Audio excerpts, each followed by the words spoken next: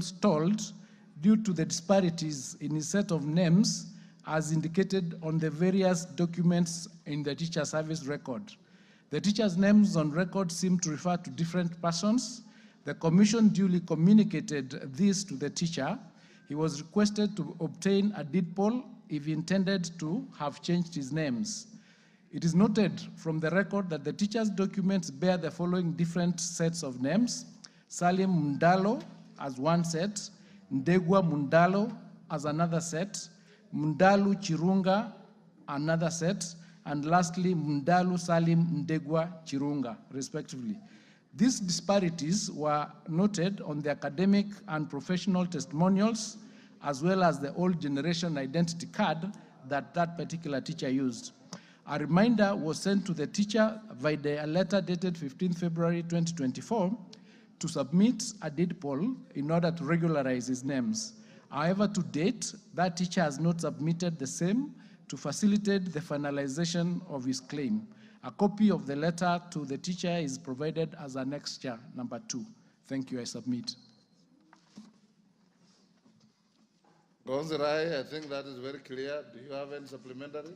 It is very clear, but what is actually bothering me is that on 6th of February 2024, I wrote to them requesting if there was any problem.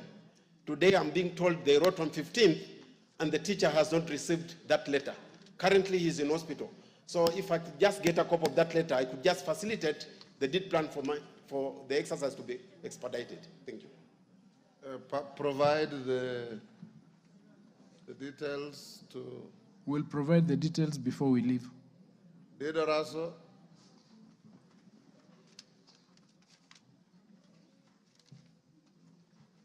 Thank you very much, Honorable Speaker. Waziri, the issue that has been presented to you is not a standalone one. Teachers work for very many years, maybe 40 years, 45, stretching up to 50 years. But when it comes to pension, they actually slog. They spend a lot of money to come to Nairobi to look for their pension. Are you able to put a policy in place such that those who have worked for many years actually will receive their pension in this? Thank you, Honorable Speaker. I'm discouraging many joyriders, but as give him give Honorable Melemba the mic. Thank you, Honorable Speaker, and I conform. The question, the way it has been answered, looks very simple and easy. But good luck, somebody else has talked about it. What is the ministry doing about pensions for teachers? Because now it's a broad thing that's affecting many families, that many teachers are unable to get their pensions on time. Thank you. Dorothy, what is it? I said I want only one joyrider. Give Dorothy. Thank you, Honorable Speaker. Honorable Speaker, I too rise to ask the ministry what they are doing to streamline the pension payment to alleviate the suffering of teachers who retire. Honorable Speaker, it is evident that, as it has been alluded, that teachers work for close to 40 years, and after retire, they languish, and some of them eventually die even before receiving their pension payment. Thank you, Honorable Speaker. Minister. Thank you, Speaker. This concern is well noted, and since we are doing the review of the actual TSC acts and other legal instruments that govern this sector, we will indeed bring it upon ourselves to ensure that we have done an amendment to how the pension fund for the TSC is run, to include, I think, a provision that once a teacher is about to retire, 12 months to that retirement age, the processing of their documentation and what needs to happen when they retire in terms of their pension should be in place, so that they do not have to leave and then come back to the to TSC to be able to get their pension. It should be done while they're in service during the last year of their service. So we'll include it in our regulations. Question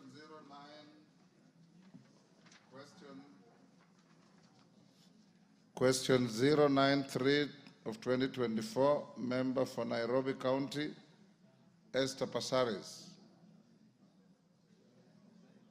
Esther Passaris, question dropped.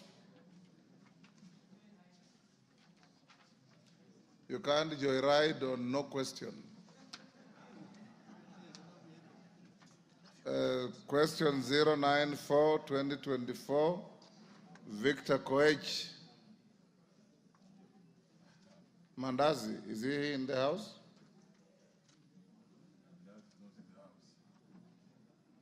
Honorable Victor Koech of Chepalungu. Question dropped. Question 096 of 2024, member for Nyeri Town, Duncan Madenge.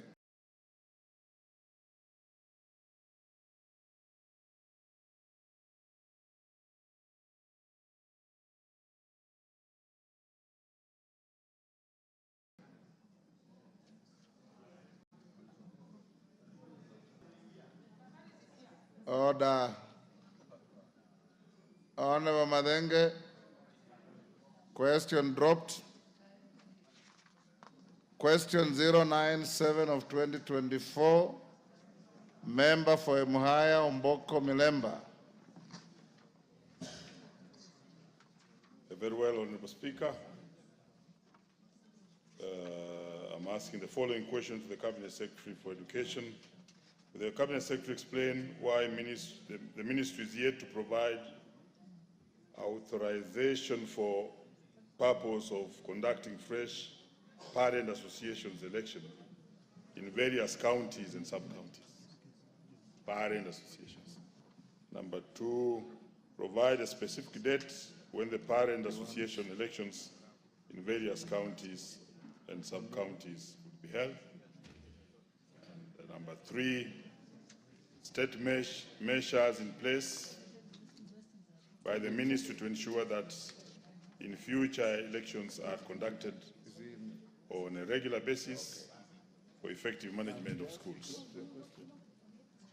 And further, is the Cabinet Secretary aware that a Teacher Service Commission was to do promotions of more teachers, but somewhat they have been curtailed by the Ministry of the Treasury to do what otherwise they would have done, because they don't need any monies from Treasury, but they just need to use their own monies, AEA, to promote about 45,000 teachers.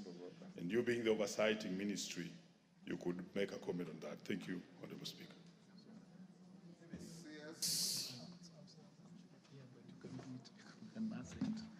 Thank you, Mr. Speaker, and for the record, Honorable Gonzirai has received the letter. You can confirm we have given you that letter for Ndalu. Thank you. Mr. Speaker, may I respond to the questions asked by Honorable Mboko as follows?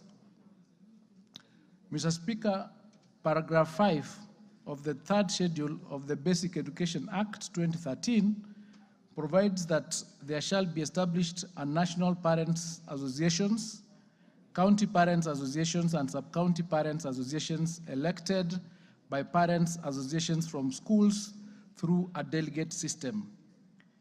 Just like other registered associations, Mr. Speaker, the National Parents Association is guided by its own constitution.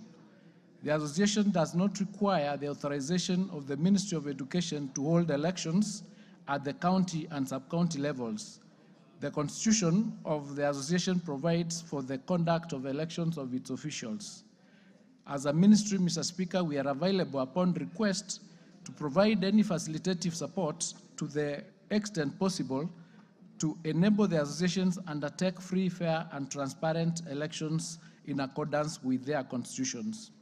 Mr. Speaker, in terms of management at the school levels, We have ensured compliance with the requirements of paragraph 1 of the third schedule of the Basic Education Act 2013. There are functional parent associations in our schools. Parents are also represented in the school's boards of management as required by Section 56, subsection 1 of the Act.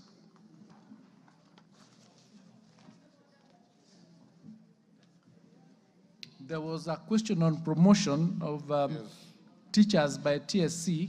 I didn't have that question on record, so I don't have the data. I could be given time to get the data, and then I can respond to it. It was not on the question paper. Thank you. Milemba? Honorable Milemba? The Honorable Minister has given a very straightjacket answer to my question. But Parents Association, Honorable Speaker, was actually supposed to be managed in a way that we have a safety valve in our schools. And it was the responsibility of the ministry to make sure that that organ is operating, because originally we had several of them and were competing against each other in a way that education was not running properly. And he is aware of that.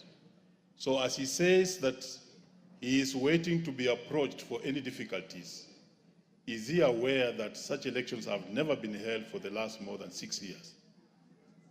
And therefore, what is he doing as a minister to make sure that all schools or in some specific schools? All schools, all places. So therefore, what is the ministry doing in its responsibility as a minister of education, running of education, to make sure that that happens? He cannot run away from it. Minister. Mr. Speaker, as I've indicated, the parents' associations in our schools are functional and they are available. What may not have taken place is the elections in the National Parents Associations, which is like an umbrella body. And I'm getting that information now that there have not been elections in 6 years. I'm going to be able to look into it and find out what role the ministry can do to undertake to ensure that that is done. Yeah, Thank you. Pasares. Thank you, Mr. Speaker. Mr. Speaker, I know you called my question when I wasn't here. I apologize. We have a delegation from China, and I had asked a question to the delegation, and I had to wait for the answer, as it would be unparliamentary to ask a question to a foreign delegation and then leave before they give the answer. I beg to ask the question 093. I have not given you authority. You are only explaining why you are not here.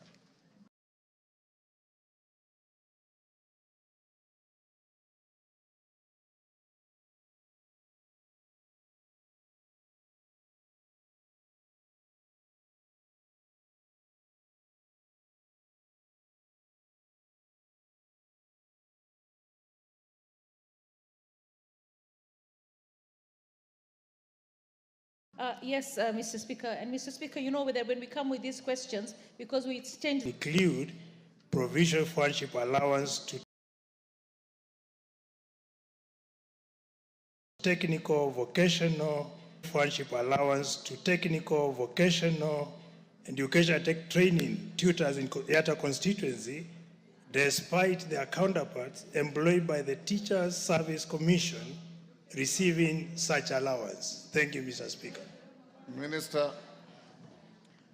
Thank you, Mr. Speaker. At the outset, Mr. Speaker, I wish to state that there are different allowances schemes for the teachers who are employed by the Teacher Service Commission and technical trainers who are part of the National Public Service. The current designation of hardship areas for the National Public Service is set out in the circular by the Chief of Staff and Head of Public Service dated 7th of December 2015 under reference number OB/CAB.1.31A. A copy of that circular is annexed as annexure number 5. The area where Yata Technical Vocational College is located is not among the designated areas or hardship areas. On the other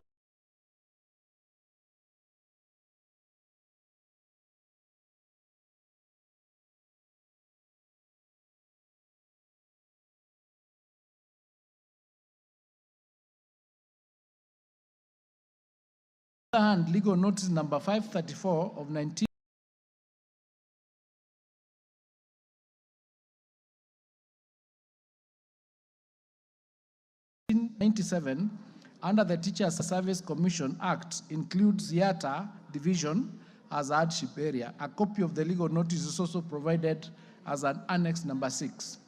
Mr. Speaker, we are working with the relevant government agencies under the leadership of the Ministry of Public Service and Human Capital Development to streamline the framework on the payment of hardship allowance. We have taken note to highlight these discrepancies to the Ministry of Public Service and Human Development for appropriate action. I submit. Anton Olwach. Sorry, Basil. Thank you, Mr. Speaker. I think the response is not satisfactory and is actually discriminating when you say some tutors should not receive allowance like other tutors who are facing the same challenges like them. So I think the ministry needs to do some research to ensure there is parity when it comes to giving allowance to tutors. Mr. Speaker, I also have another question on the capitation funds. For 2023, there were arrears of more than 22% of capitation funds to my primary schools. So can the ministry explain why is it so? Number two, now we are in examination period and my sub-account directors of education have no means of transport, Mr. Speaker, and I raised that question to the ministry. So can the ministry tell us whether they are going to give a vehicle for my sub-account directors to boost their mobility as they discharge or deliver services in the sub-county? Thank you.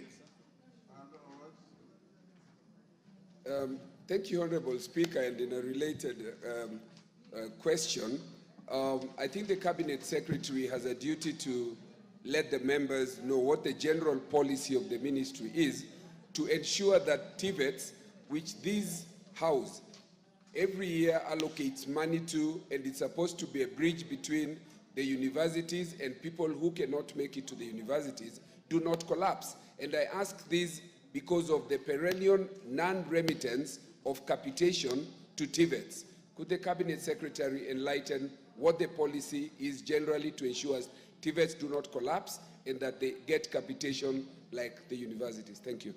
Barto. Thank you, Mr. Speaker. I have a related question on TVET. I want to ask the Cabinet Secretary, when is he planning to complete Moiben School of TVET, which has been incomplete for the last 15 years?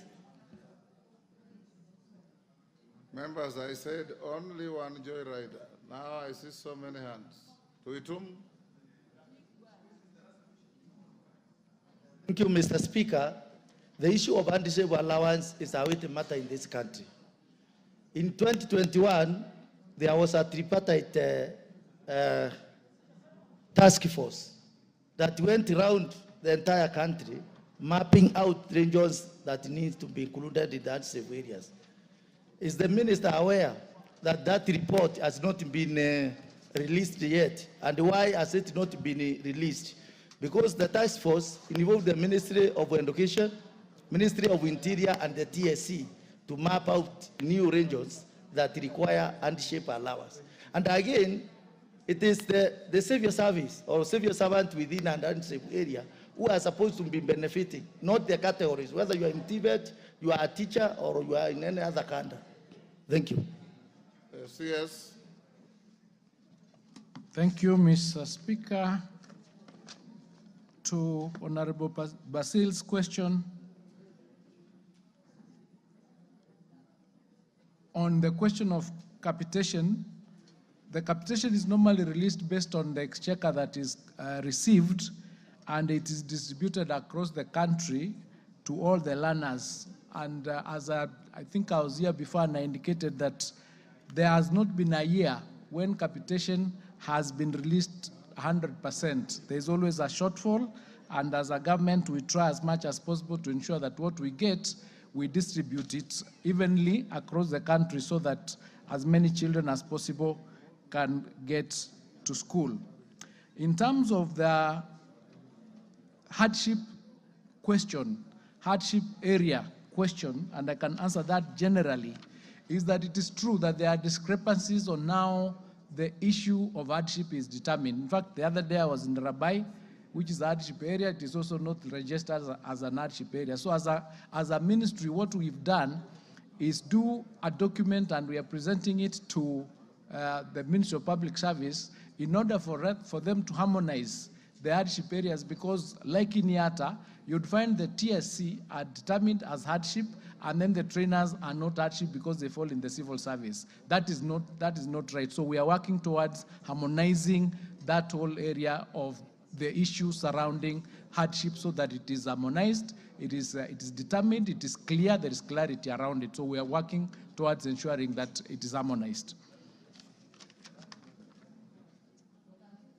On the question of Moiben, the challenge that has been there is a question of getting funds for the infrastructure. We have a number of institutions that are incomplete, and Moiben is part and parcel of that. So what we have done under the TVET department is to come up with all the register of all the TVET that are not complete and work out how much money we require in order for them to be completed. And we're going to be presenting this, and hopefully this house will allocate resources so that we can complete those particular TVETs that are not completed, even as we do the new ones. And in terms of the non-remittance of capitation to TVETs, just like in universities, that issue has been addressed. I came into office and I found it was an issue, and we addressed it. And now the resources are released at the same time as when we are releasing the university capitation. So like now we are releasing the ones for the universities, and we are releasing together with the ones of TVETs because they face the same issues. So it's already been addressed. Thank you. Which one has India answered? What? By sub-county directors of education that are immobilized. Oh yes, thank you. Thank you. Quite recently, we got resources to do 2022, I think 2022, 2023, we got resources to buy some vehicles for sub-counties, and they were distributed and they got finished. So we are coming back again to request for more resources and more budget to ensure that at least each sub-county has a means as a vehicle. So the challenge that we have is not that we do not want to give them vehicles, the budgetary limitations. But once we buy, we continue allocating them, and we are reducing the number. So it is in the pipeline. Thank you. Thank you. Question number 099 of 2024. Member for Kibwezi West, Mwengi Mutuse. I have received a letter from Mwengi Mutuse nominating Edwin Mugo Gishuki to ask the question on his behalf. Edwin, go ahead. Yeah, thank you very much, Mr. Speaker. I rise to ask question 099/24 on behalf of Honorable Mwengi Mutuse. Could the Cabinet Secretary, one, confirm that 12,000 acres of land located at Kisayani Kibwezi West constituency was surrendered by the locals to the University of Nairobi in the year 1988 with the proposal that a higher education institution would be set up in the area. Two, explain why it has taken inordinately long for the university to establish processes in building and opening of the university on the said land.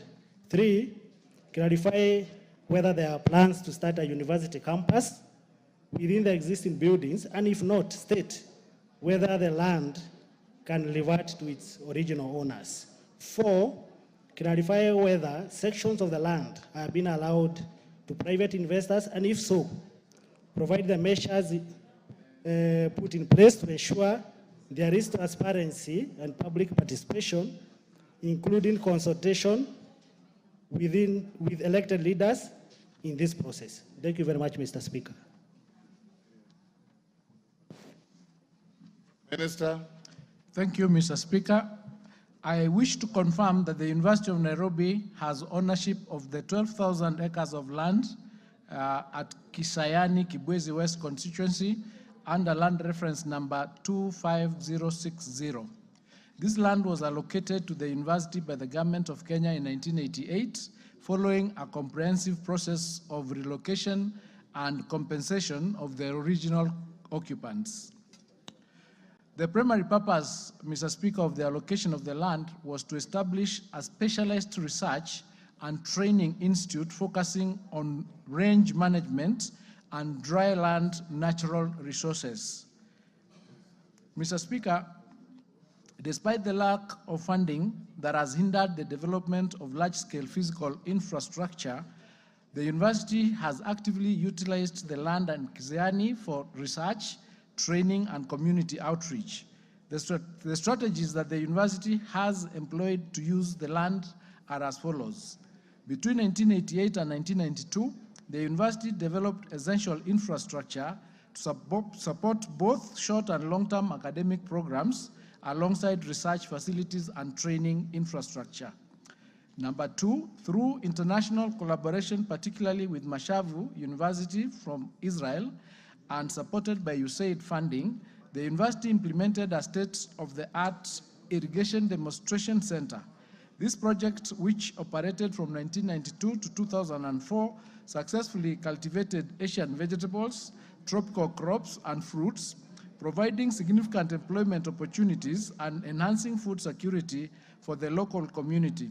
During this period, the university established the Institute of Dryland Research Development and Utilization, which has been instrumental in conducting research on dryland resource utilization. The institute actively engages with local communities through workshops and seminars focusing on livestock, husbandry, dryland crops, forestry, and land rehabilitation. The university actively uses infrastructure on the land for departmental research, training, and community support. Mr. Speaker, the Institute for Dryland Research, Development, and Utilization operates as a fully fledged unit of the University of Nairobi. The facility serves as an integral dryland research academic center of excellence, supporting various departments across the university as follows. The Department of Land Resource Management and Agricultural Technology conducts research in the rangeland ecology and biodiversity conservation. Number two, the Faculty of Veterinary Medicine utilizes the facility for animal health research and community outreach services. Number three, the Department of Geospatial and Space Technology conducts experiential learning, inland survey, and remote sensing. Number four, in collaboration with the Kenya Meteorological Services and the Ministry of Environment, the Department of Geology has established a seismology center for monitoring seismic activities. And number five, the Department of Chemistry conducts significant research on ethnomedicinal plants and herbs. Mr. Speaker, the Institute maintains a comprehensive demonstration field where the university promotes livestock management, agriculture, dryland pasture, production, and horticultural crops. The seemingly undeveloped portions of the land serve a crucial purpose in ecological studies and biodiversity monitoring and conservation. The land is therefore under active utilization. The original owners were duly compensated and resettled in Masangaleni, and therefore there are no grounds for reversion of ownership. Going into the future, Mr. Speaker, the university's master plan envisions the advancement of the Kisayani site through the following plans: partnering with the county government of Makueni to integrate local development priorities into research and education, exploring carbon trading opportunities through reforestation and dryland biodiversity conservation initiatives, and three, mobilizing resources in the area of climate resilience and fostering partnerships that advance the university's mission. Mr. Speaker, no part of the land has been allocated to private investors. The Land Commission acquired 2 hectares, that is measuring 6.8 acres of the land, for upgrading of the Kibwezi Mutomo Kitui Kabati Migwane Road project. The university has current partnership with the Kenya Forestry Research Institute and the International Institute of Tropical Agriculture, which advance the university's research objectives. KEFRI conducts valuable research on Vokensil, benefiting dryland communities, while ITTA supports the Kibwezi Entrepreneur Youth Group providing crucial agricultural entrepreneurship training. The university has also partnered with the Utafiti Day Boarding Primary School, which occupies a portion of the land. The land occupied by the school is not used for any private activities and does not affect the university's development. I submit.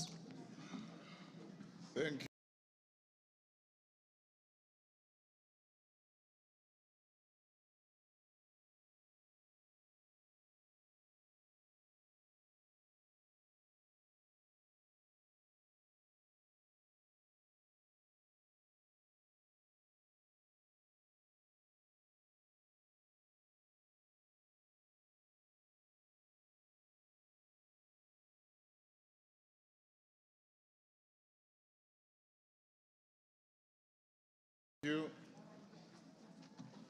Both for primary and secondary and the ordinary schools.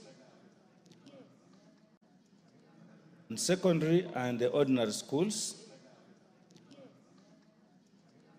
And 2, provide details of the criteria used to post teachers to special needs institutions, including whether it considered the ratio of teachers to pupils. And lastly, 3, elaborate on the measures being taken by the ministry to ensure that special needs institutions have enough teachers and necessary facilities as provided in the ordinary schools. Thank you, Honorable Speaker. Thank you, Mr. Speaker. There are 378 integrated primary schools. There are 378 integrated primary special needs education schools in the country with an enrollment of 40,282 learners. There are 2,514 special primary schools with an enrollment of 77,283 learners. There are 81 secondary schools, special needs education schools with a total enrollment of 7,183 learners. There are 155 junior school special needs education institutions with an enrollment of 3,443 learners. We also have 112 pre-vocational special needs education institutions with a total enrollment of 2,067 learners. Mr. Speaker, the TSC Commission deploys teachers to special needs education schools based on 1, the ratio of teachers to pupils, number 2, the type of disability, and number 3, the level of disability. Accordingly, Mr. Speaker, pursuant to that classification of disability under the sector policy of learners and trainees with disabilities 2018, the pupil-teacher ratio for various categories of SNE of special needs education is as shown as follows. Number 1, the mentally handicapped have a teacher-student ratio of 1 to 10. Mentally handicapped that is severe has a teacher-student ratio of 1 to 4. Autism has a teacher-learner ratio of 1 to 4. Physically handicapped have a teacher-learner ratio of 1 to 15. Cerebral palsy has a teacher-learner ratio of 1 to 4. Hearing impaired has a teacher-learner ratio of 1 to 12. Visually impaired has a teacher-learner ratio of 1 to 15. The deaf-blind have a teacher-learner ratio of 1 to 1. To address the current teacher shortage in special schools and units, the Teacher Service Commission has employed the following measures. 1, it has deployed 5,363 qualified teachers from regular schools to special schools and units in the 2023-2024 and 2024-2025 financial year in 4 phases as follows. In phase 1, it was done in May 2024, and 1,763 teachers were deployed. In phase 2, September 2024, 1,200 teachers were deployed. In phase 3, January 2025, it is intended to deploy 1,200 teachers, and in phase 4, June 2025, we'll deploy another 1,200 teachers. Notably, Mr. Speaker, the Commission has completed the deployment of teachers in phase 1 and 2, and will commence the deployment of the phase 3 and 4 in January. Currently, the Commission is in the process of recruiting 344 special needs education teachers interns handling learners with special needs, namely cerebral palsy, hearing impaired, visually impaired, and physically impaired. I submit.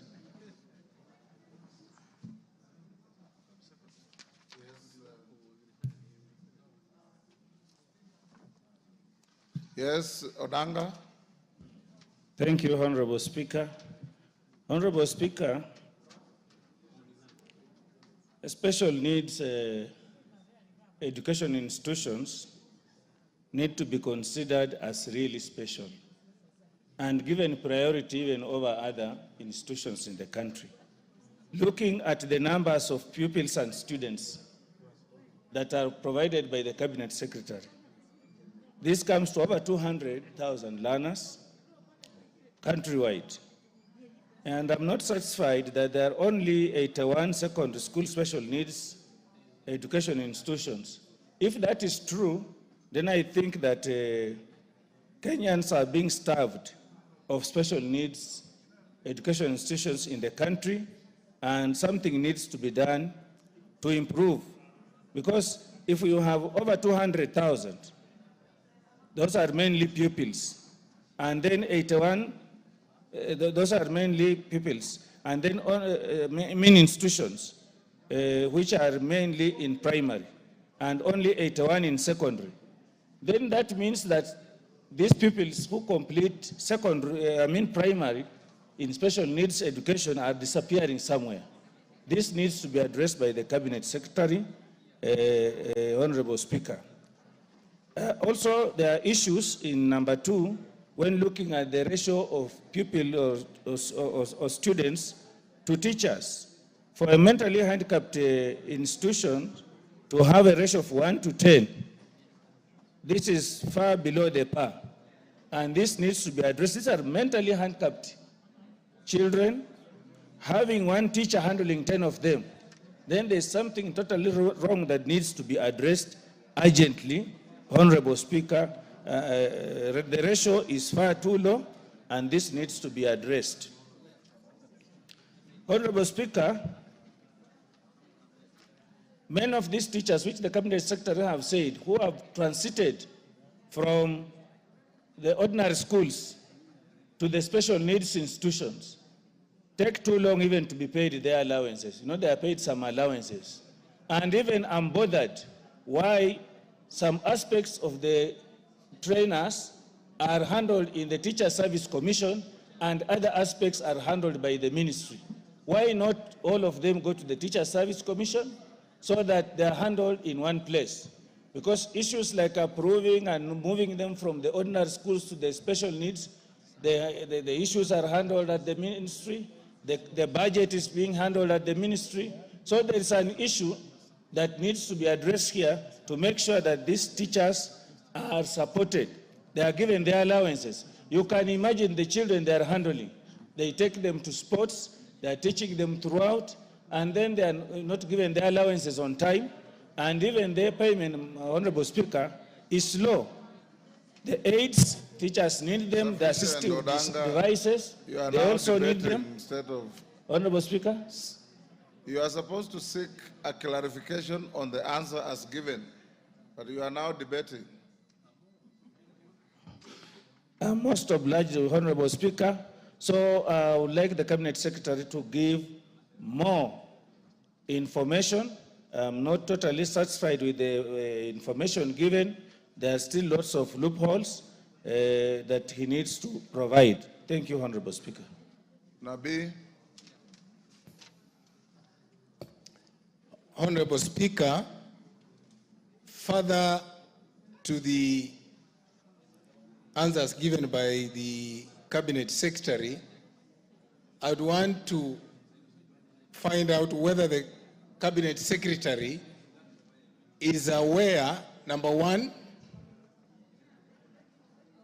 that Mlimani Special School,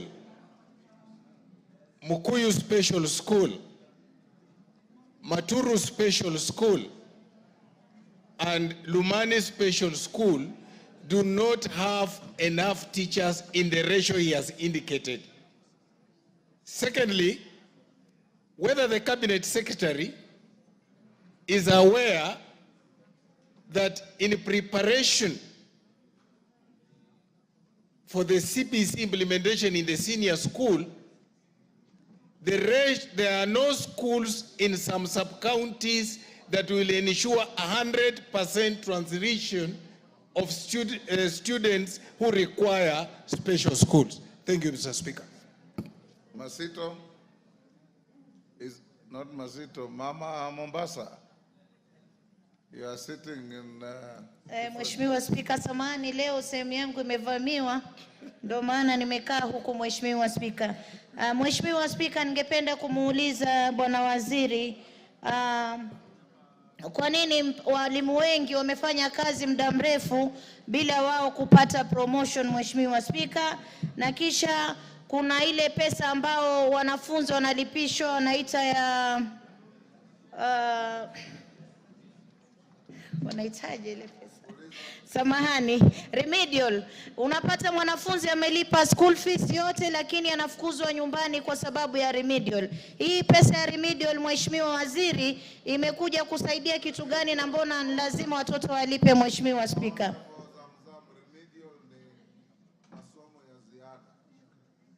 Masomo ya ziada. Asante Mheshimiwa Spika, wakati mwingine mwanafunzi mshinda mwalimu.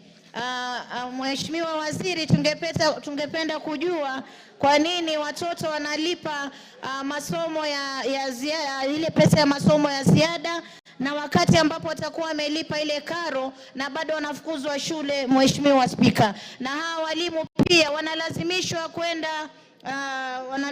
kuhamishwa kwenda katika shule zingine za mbali sana, na nyumbani inawasumbua sana, wanaacha familia hawawezi kuweza kufocus na ile masomo, Mheshimiwa Spika. Asante sana Waziri. Minister. Thank you, Mr. Speaker. The ratios that we have given were analyzed in terms of the severity of the handicap and the disability, and where we will determine that there are shortages, it is because we do not have enough teachers. And what we are doing, as indicated earlier, the same challenges that we have in the ordinary schools are the same ones we have in the special needs school, but we'll give it special attention so that we can have many more teachers being employed for the special needs, so that we reduce the number of the gap of the teacher-learner ratio. In terms of the question relating to the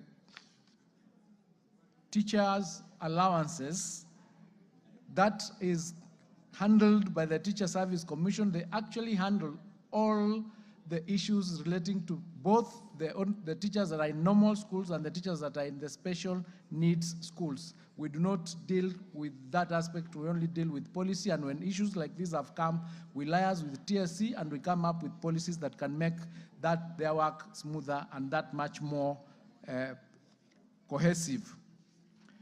Now, in terms of the schools that Honorable Nabi has indicated that they do not have the the teacher-learner ratio that I have indicated, I don't have the details at hand of the numbers and the data, but once we determine, then we'll liaise with TSC to see whether there is something that can be done in that space. I don't have the actual numbers for those particular schools. That is Lumani, Makuyu School, and Mulanyu Special School. So we'll look into it and get the data so that we can be able to assist and work with TSC to see what can be done, especially in the 20,000 teachers that are going to be employed. We see whether we can have some done for that space. The question of 100% transition is the same thing that we are working on. As you are aware, we are doing a transition right now, and we are preparing the various classrooms, et cetera, to ensure that our students have transition seamlessly so that they can continue with their studies. So we are looking into that particular sector, and we are ongoing doing the infrastructure development. Walimu wengi bila kupata promotion, there is a a program of promotion that is done by the TSC. I'm aware that they did promotion of a number of teachers, and the teachers normally apply for this promotion, and there is an interview that is done, and then the promotion is done for those teachers, depending on the spaces that are available and the budgets that are available. But TSC is handling that particular aspect. Remedial school fees, masomo ya kurekebisha, za ziada, those are unauthorized levies. They are not approved by the ministry. And where we get to know that this is happening, then we take action on those teachers. No parent is supposed to pay remedial fees or remedial levies. They are irregular levies that are not authorized by the ministry. I submit. Thank you. Angela, what is it? Thank you, Mr. Speaker. Mr. Speaker, the government wants 100% transition to high schools. And Mr. Speaker, you find that the government pays the capitation for each student. But teachers have put up levy about 10,000, 6,000, 12,000 that they buy food that students must eat in school. They send away these children, they don't learn, they are forced to pay whether they ate or they did not eat. This is the money that makes our students drop out, Mr. Speaker. What is the minister doing to stop these other levies, extra levies that are levied against our students? And Mr. Speaker, we also passed a motion, and the Committee of Implementation was answered by this ministry that no school will be allowed now to sell uniforms to students. Already I have a letter from one of the schools in Bungoma where the teacher, the head principal, has written that each student must come and buy uniforms again from the school at a very exorbitant price. Minister. Thank you, Mr. Speaker. As I've indicated, those extra levies, those extra amounts that are being charged by teachers or by principals, those issues relating to uniforms being directed by principals to be purchased from specific areas, all those are irregular and unlawful. And once the ministry gets information on it, we take action on those principals immediately. There is no reason whatsoever for them to levy extra levies that we've not authorized, because then it brings a bit of a problem. Thank you. Member for Madare, Anton Oloch.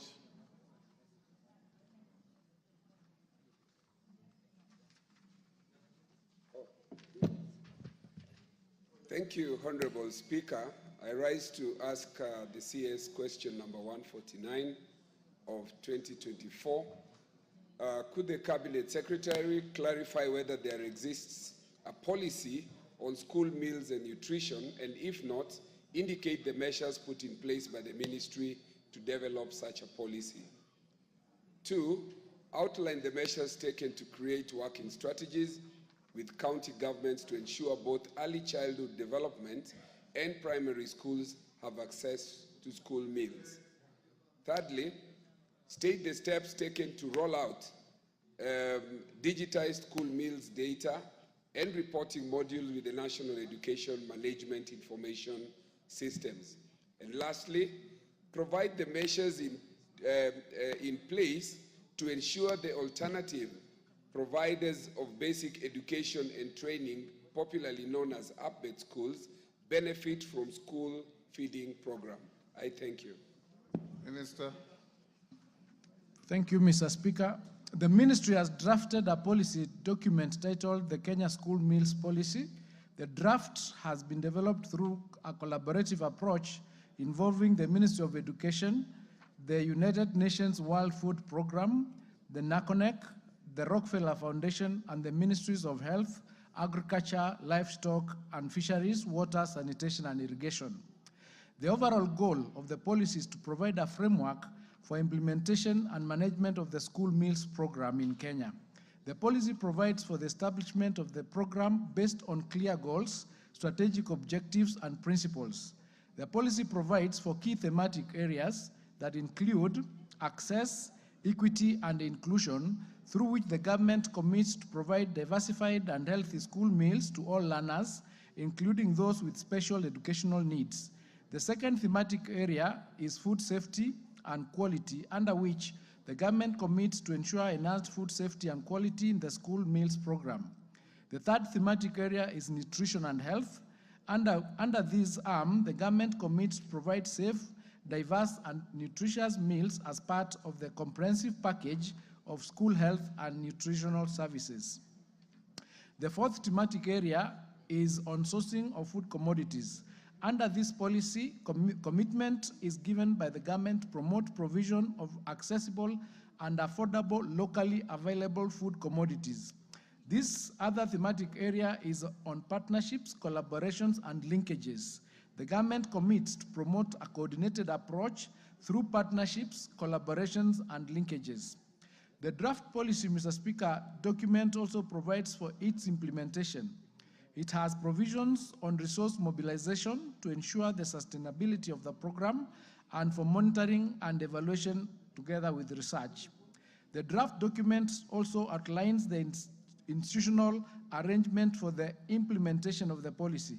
A policy will be implemented through the existing Ministry of Education structures at the national and county levels. The draft policy, Mr. Speaker, is to be subjected to the constitutional processes of stakeholder validation and public participation prior to its publication and adoption by the Cabinet. The Ministry targets to have the policy in place by the end of Term 1 of 2025. Mr. Speaker, the Ministry works with county governments in covered areas to enhance access to school meals for learners in pre-primary and primary schools. Since pre-primary education is devolved, county governments take the lead in providing school meals for such learners. However, the ministry has adopted collaborative strategies to work with county governments and other partners to ensure that all learners in covered learning institutions are provided with school meals. These include entering into intergovernmental partnership agreements, as is the case with the Nairobi City County. The agreement provides a framework for collaboration between the national government and the Nairobi City County government for providing school meals to learners from pre-primary to primary school. Mr. Speaker, a school meals module has been developed within the NEMIS platform and successfully piloted in Isiolo. To ensure effective implementation, it is essential that all learners are registered on NEMIS, enabling school meals data to be generated directly from the platform. Additionally, a mobile application linked to NEMIS has been introduced for reporting daily learner attendance. The application allows schools to track the number of learners who received meals each day and monitor food stock balances in real time. Head teachers and school meals program coordinators in Garissa, Wajir, Mandera, Kwale, and Isiolo have already been trained on using the NEMIS school meals module and the mobile application, ensuring readiness for full implementation. Plans are also in place to ensure that digitization is implemented in all our counties benefiting from the school meals program. Mr. Speaker, the alternative providers of basic education and training schools institutions in Kenya provide education for students who may not have access to mainstream schools, often due to socioeconomic and geographical difficulties. These schools are primarily operated by private individuals, faith-based organizations, and community-based groups rather than by the government. These institutions complement the government's efforts to provide education training for all. Mr. Speaker, ABET schools typically serve communities in the urban informal settlement areas within the cities, towns, and former municipalities.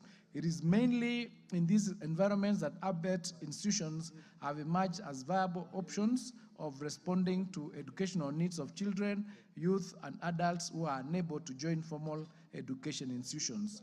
Currently, Mr. Speaker, there is no legal or policy framework for the Ministry of Education to provide school meals to learners in ABET institutions. The current budgetary provisions is also limiting in terms of the scope that the school meals program can cover.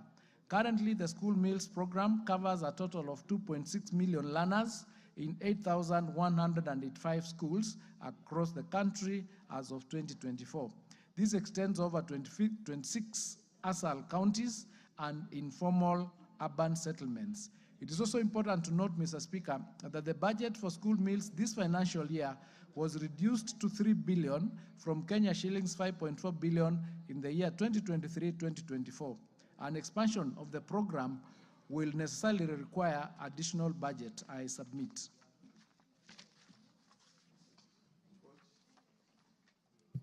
Andon Olwach.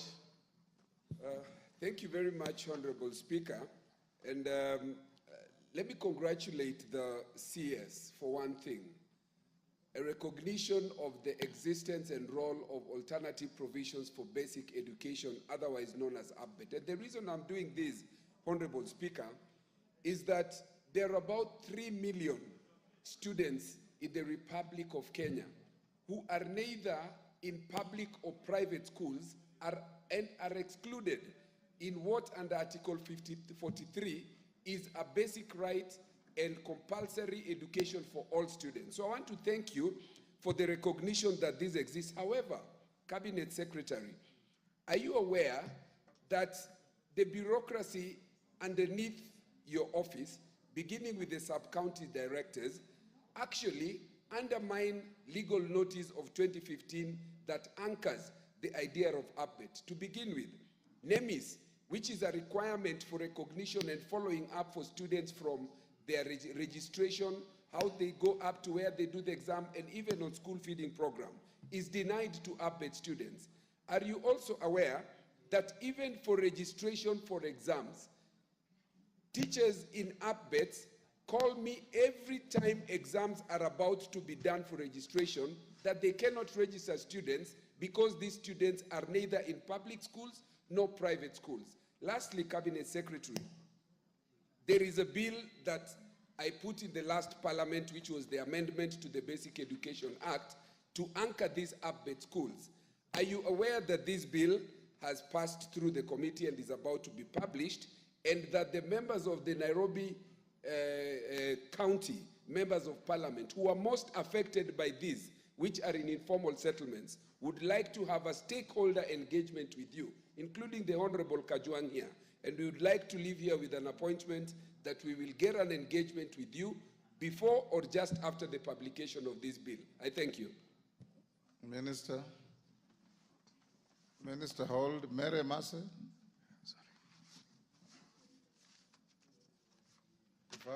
Thank you, Speaker. It's good that you've given me before the minister response because it's related to questions that have been raised by members. Honorable Minister, I put it to you that all directives by the ministry to schools are disregarded. And I'm particularly concerned, Speaker, I'm from my constituency, that for every 10 births that are recorded in the hospital, 6 of them are children under the age of 18. And this is caused by children being sent home and spending most of the time at home because they have not paid for feeding program. They have not paid, and some of them, their homes are next to the schools. They can literally walk home, go eat, and go back. But they are forced to pay the money. You have to pay that money even if your home is next to the school. So when kids are sent home for school fees, spend most of the time at home, then we expect to have so many child mothers, because these are children bearing children. So it is a concern to us. The ministry has to do something about when you give directives, you must have a system of compliance to ensure that the schools, the teachers are complying so that our kids stay in school. Thank you. Yes, Kajwang. Yeah, Mr. Speaker. Give Kajwang the mic. Mr. Speaker, first allow me to congratulate the CS for his intellectual honesty to admit some things which have not been admitted in his docket ever before. including this issue of alternative basic education. This is a bold step that the ministers before him and the operatives under him have never embraced. And now, Mr. Speaker, as he speaks, this is in the whole of Nairobi and in the whole of informal settlements. This is the bedrock of how our learners get education. Mr. Speaker, just to put my friend here in order, Mr. Speaker, the issue of the publication is not in his hands. The issue of the publication of the bill is in the hands of yours truthfully, the Speaker, sir, of this House. So, Mr. Speaker, probably you will fast track that publication so that we engage robustly with this minister to create a policy for the alternative. Thank you. We'll do so. Thank you. Minister. Thank you, Mr. Speaker. Article 43 and 53 of the Constitution is a basic right that we are required to provide education to all the kids up to the age of 12. And so if we are not able to do that and somebody else is doing it for us, it is upon us to ensure that we recognize them and we give them the support they need to ensure that we are actually doing what we are supposed to do for the purposes and the interest of those children. So as you do the bill, we are also going to look into in our ministry to see whether it is also time to create a directorate that will be responsible for that particular sector so that all the answers and the issues can be dealt with just like we are dealing with any other students. So I'm with you on that one and we'll be on top of it. On the question of the feeding, the school, you know, these lunch fees, these are unauthorized. They are unauthorized levies. In fact, the particular policy in the ministry is that children are allowed to carry lunch or go back home for lunch, or if they do not want to eat lunch, they don't need to be forced to pay. So anybody forcing them or sending them home because they've not paid, it is an illegality. And we've taken the bold decision that going forward, and I did indicate here earlier when I came, that we'll be moving some of these violations, some of these disobediences into levels that they would be criminal.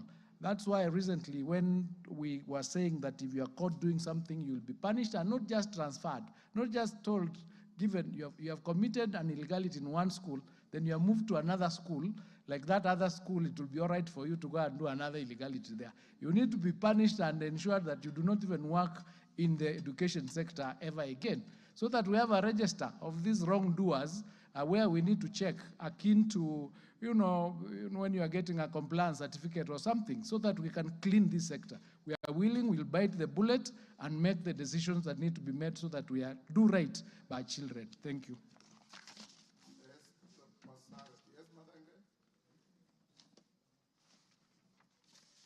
Thank you, Mr. Speaker. First, allow me to apologize for coming late, but I want to seek the Speaker's indulgence to kindly, with a lot of humility, allow the reinstatement of my question number 096 of 2024. Where were you when I called out? Honorable Speaker, I had to rush to the constituency, having been here earlier in the morning due to something I needed to attend. Okay. And in view of the question and what is happening in our universities, I kindly seek your indulgence, Honorable Speaker. Take your seat. Esther Pasares, you can ask your question. Thank you, Mr. Speaker. Mr. Speaker, I rise to ask question number 93 of 2024. Could the Cabinet Secretary provide details on the status of implementing the House resolution regarding the standardization of uniforms across the country to be based on the level of education? Could the Cabinet Secretary clarify whether the ministry has considered adopting a policy of bulk purchasing and distribution of boarding items such as mattresses, buckets, metal boxes, game kits, rubber shoes, slippers to public schools akin to its approach with books?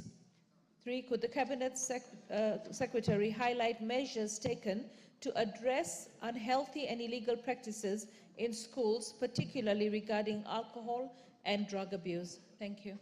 Minister.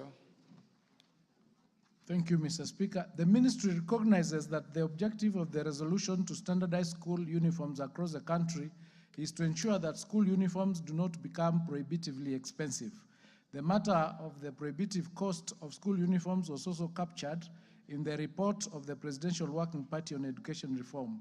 The Working Party noted that school uniforms are expensive for parents because school administrators collude with suppliers and force parents to purchase from a specific supplier identified by the school administration. Consequently, the Working Party recommended that the Ministry of Education should provide guidelines to regulate and liberalize the question of school uniforms in basic education institutions. We are now working to implement the resolution of the House and the recommendations of the Presidential Working Party on Education Reform. Presently, uniforms for schools are determined by the boards of management of those institutions in consultation with parents' associations of those schools. This is according to Regulation 67 of the Basic Education Regulations of the Act. We are reviewing these regulations as well in the context of the ongoing education sector reforms. We have drafted the requisite reform bills for submission to Parliament. We are now developing draft regulations. This review will require us to consider and balance various factors, such as the need for standardization vis-à-vis the role of the school uniforms as a unique identifier and marks of school's tradition and history. Some uniforms are also sensitive to climatic conditions in certain areas and specific cultural and religious contexts. In the meantime, as we work to provide an appropriate legal and policy framework, we are already implementing measures to ensure that school uniforms are not prohibitively expensive.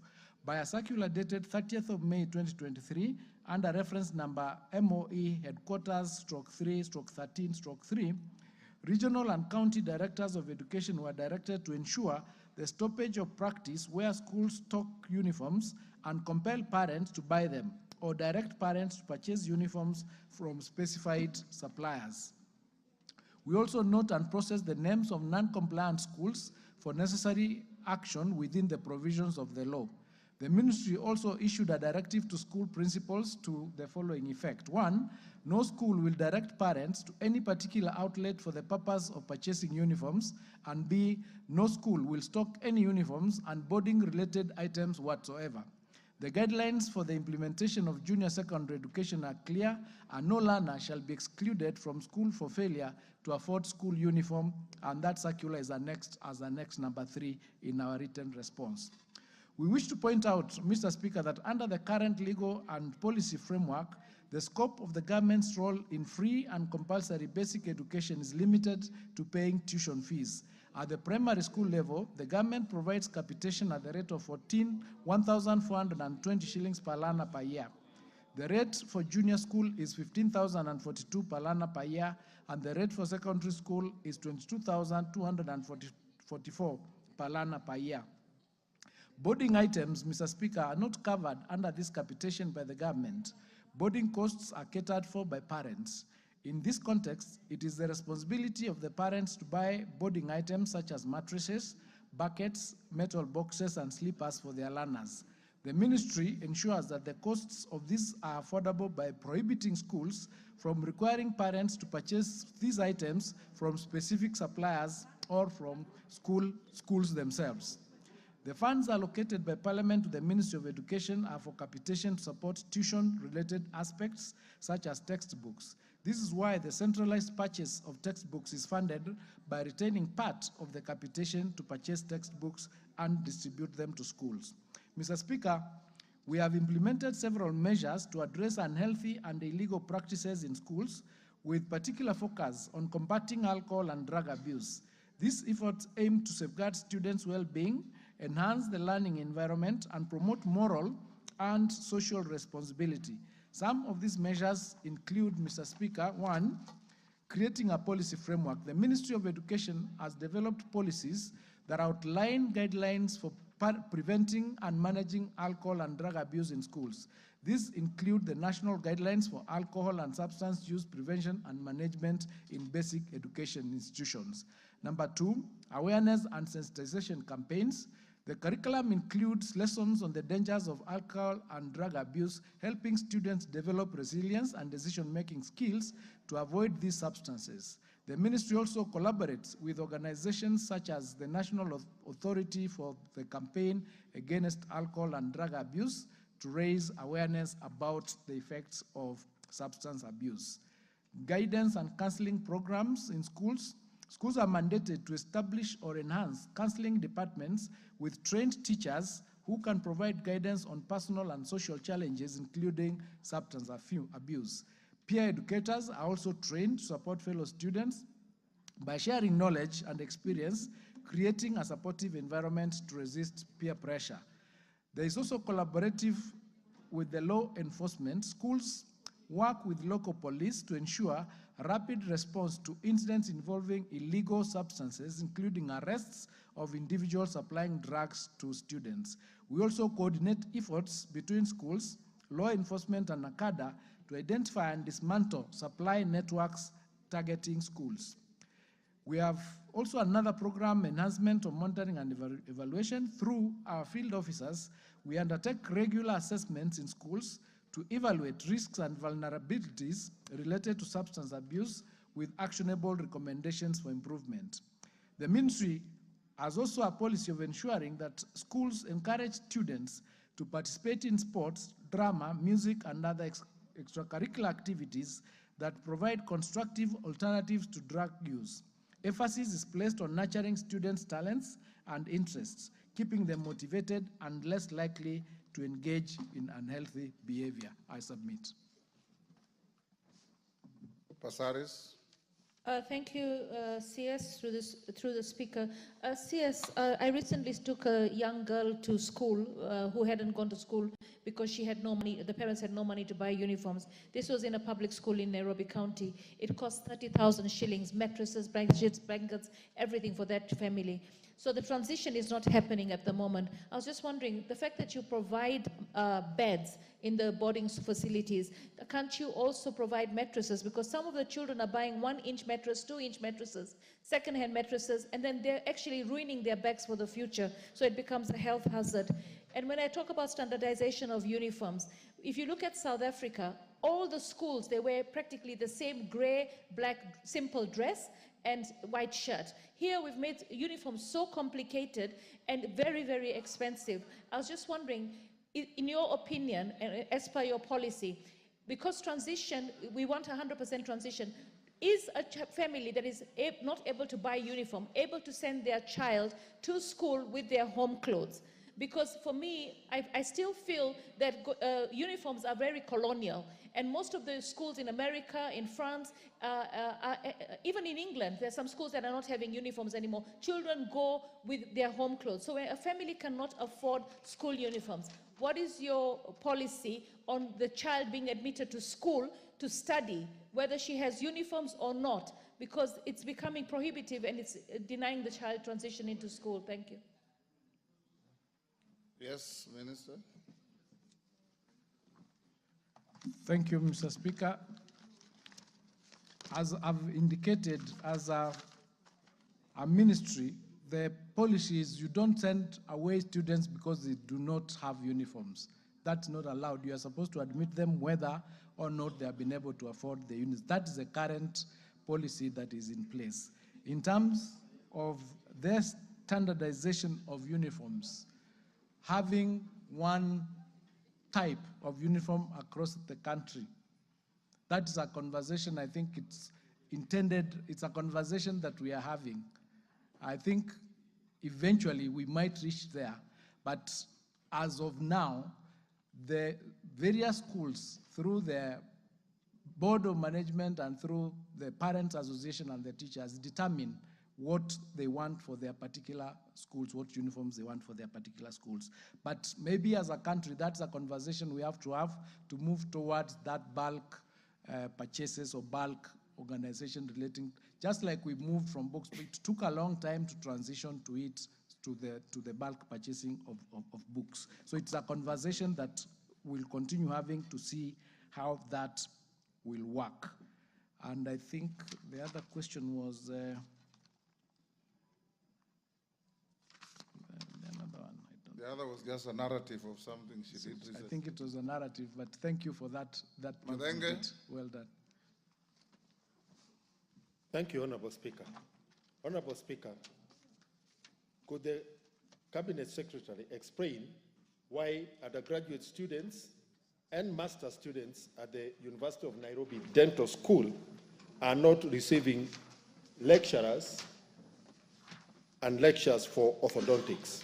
Secondly, could the Cabinet Secretary elaborate on how students will qualify to graduate without completing the stated required coursework and modules that addresses yet these are doctors who are supposed to be handling human life?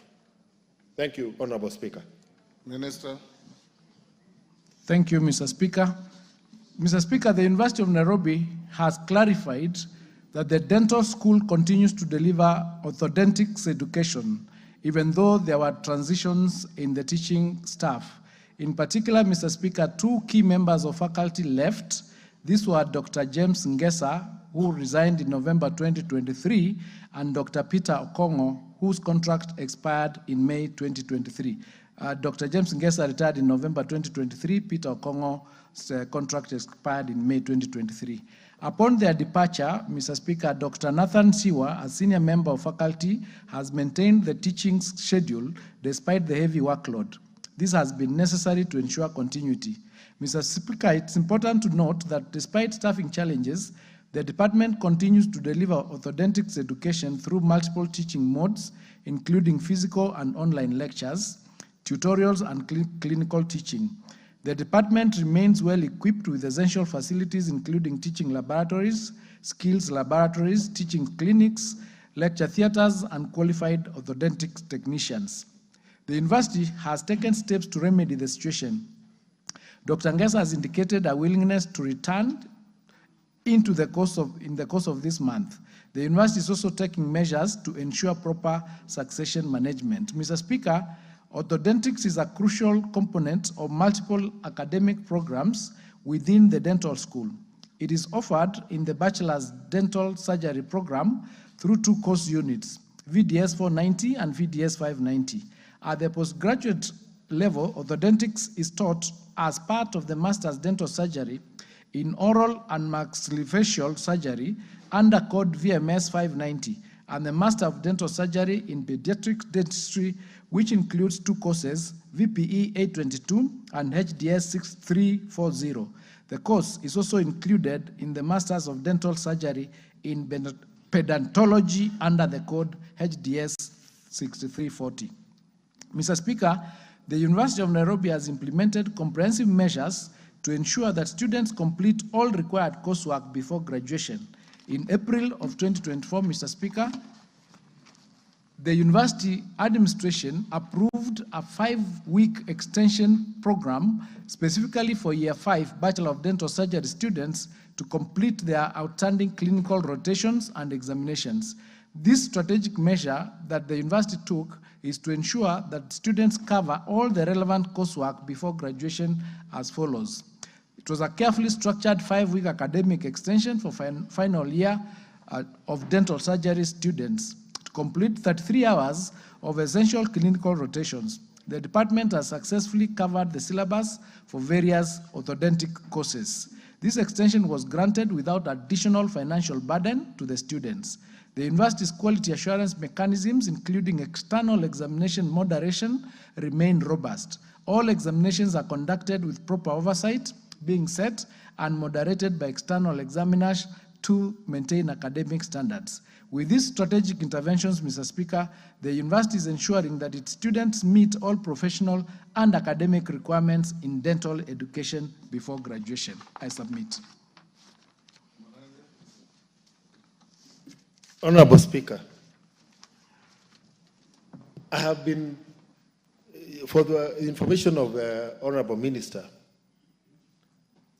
I am in the dental profession as a dental technologist. And therefore, I'm in touch with my professional colleagues, including students.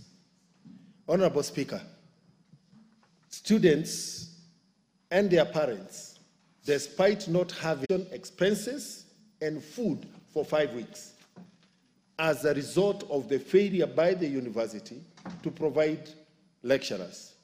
Honorable Speaker, when you have an entire dental school with only one professor and one lecturer, taking both undergraduate and master's students, then definitely the quality of training is highly compromised. Honorable Speaker, I dare the minister to take both a team from this house on a tour of the dental school.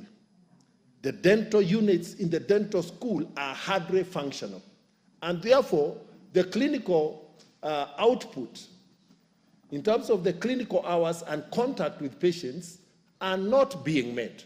And Honorable Speaker, when we look at what is happening with Moi University, we do not want the same to happen with the University of Nairobi. Thank you.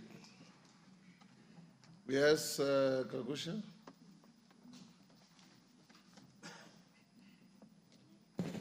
Thank you, Mr. Speaker.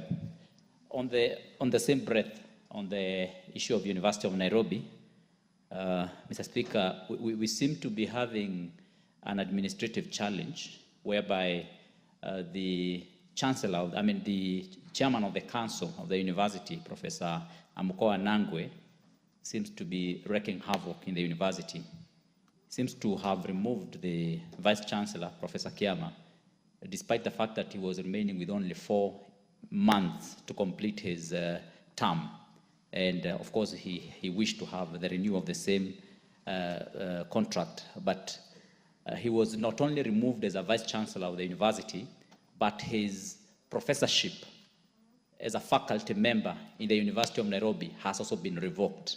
Honorable Speaker, the Honorable CS should explain to us really what could be this bad that you sack or remove a university VC just about 4 months before his renewal, and then you go ahead to sack him as a professor of the university, something that is unheard of, that has not been seen before in this country.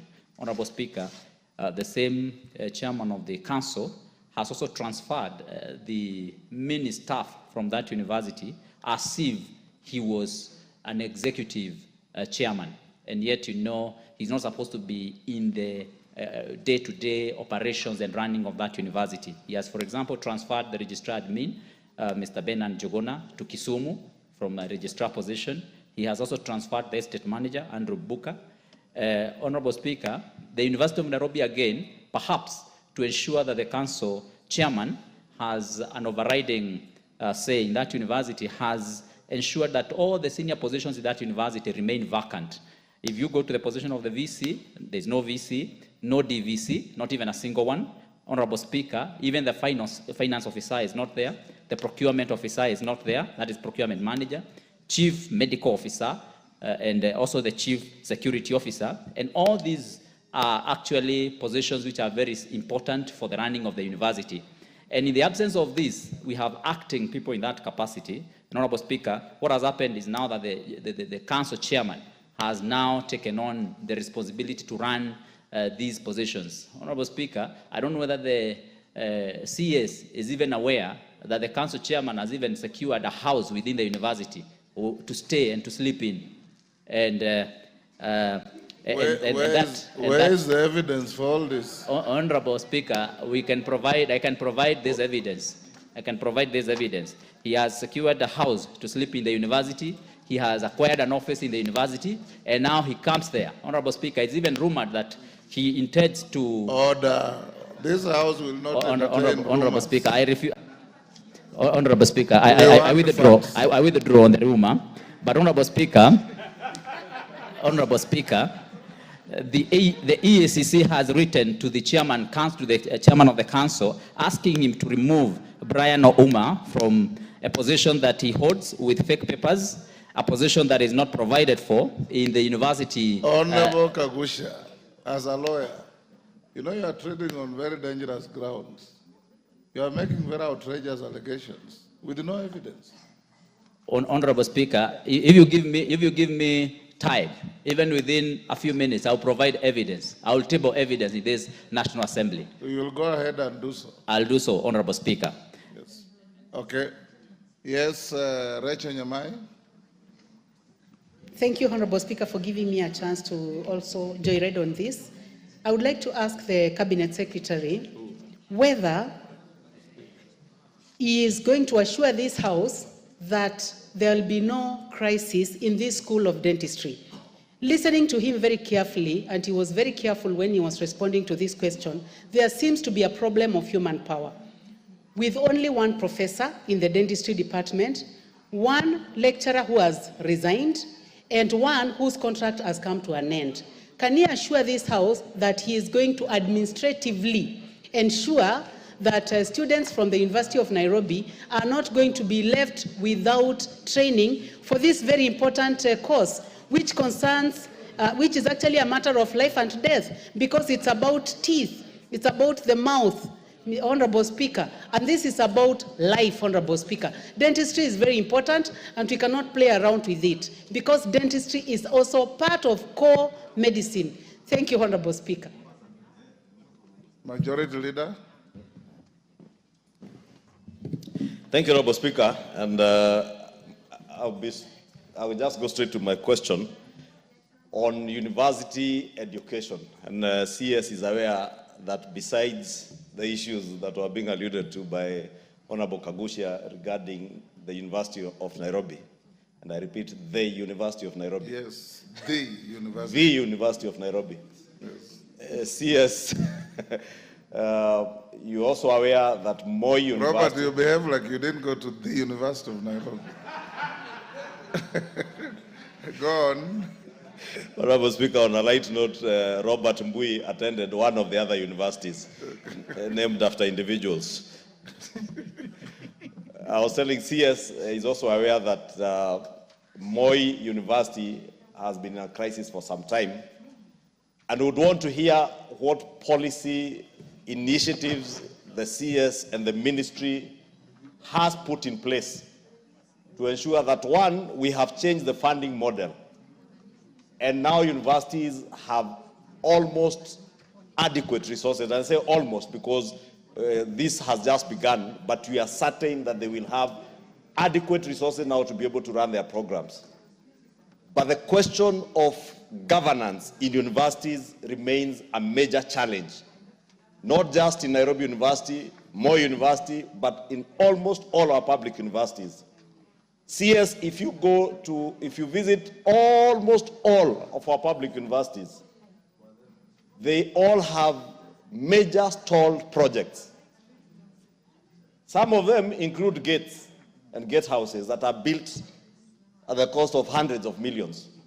I would want to hear what the ministry and the CS you are doing in terms of policy changes to ensure that public universities do not spend public money that they are getting through the new funding model, because they will definitely get more money to invest in white elephant, mega white elephant projects that are never completed. And they are usually always, not usually, they are always a conduit for pilferage of public resources.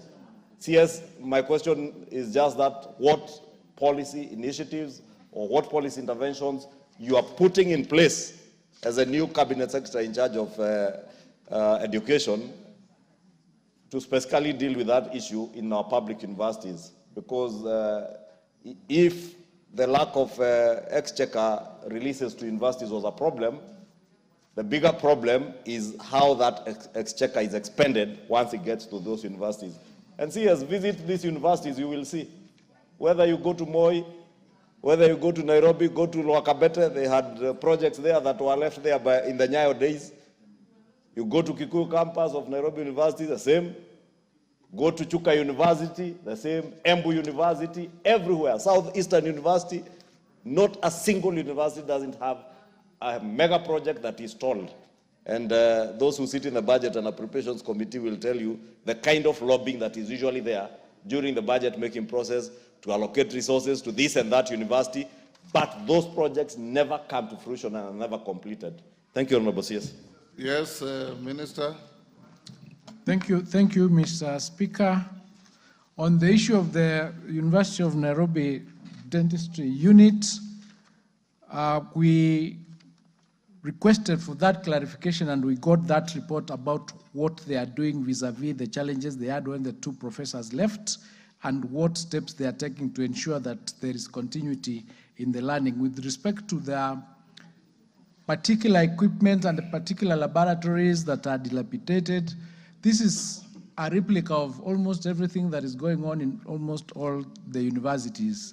But I can assure you that we are going to make a point of bringing our universities back to what they used to be. And I want to answer the question that was raised by Honorable Kagusha together, generally, because I don't want to go into specifics, because as we speak, we are taking action on the issue of governance in universities. Governance is a very big challenge, is a very big problem that has bedeviled almost all our universities. 23 of our public universities, we keep saying in English they're technically insolvent, but I think they're insolvent. So we need to ensure that as we deal with the budget, we also deal with the governance, because you can give an institution money, but if the governance is wanting, that money would not do what it is supposed to do. So we are doing something about it. We are doing currently something about the challenges that Nairobi University is facing. I don't want to go into details because it's alive and active even as we speak. There's a team working on it as we speak.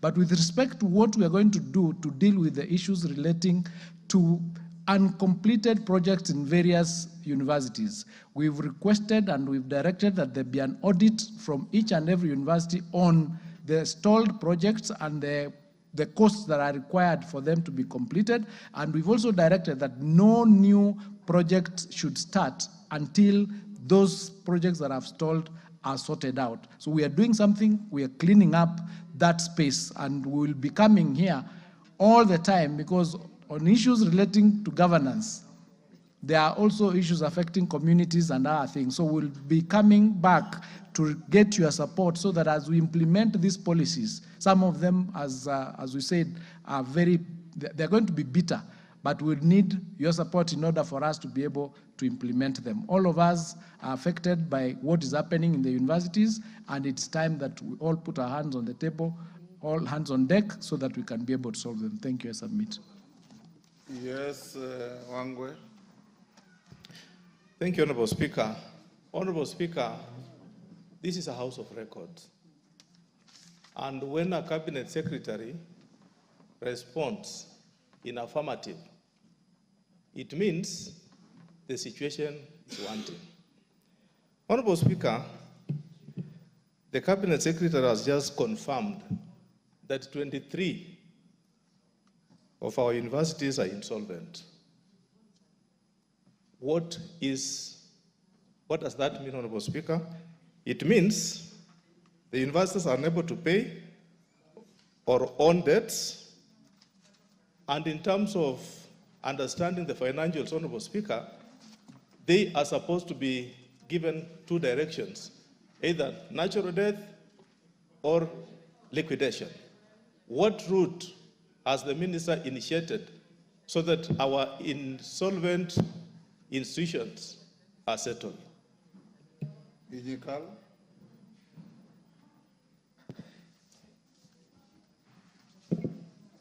Dr. Nyikal. Thank you, Mr. Speaker, for giving me this opportunity. I would like to just bring the attention to the attention of the Honorable Minister that as the law stands now, with the Commission of University Education, the Medical Practitioner and Dentist Council actually do not go out to monitor the training of medical and dental students.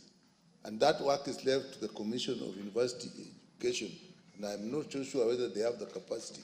How then can they pick in advance the problems that have been brought out by Honorable Madenge if the Medical Practitioner and Dentist Council is not doing what formerly before the new law, the University Act came, was the practice. Yes, I want to close this. Gogoyo.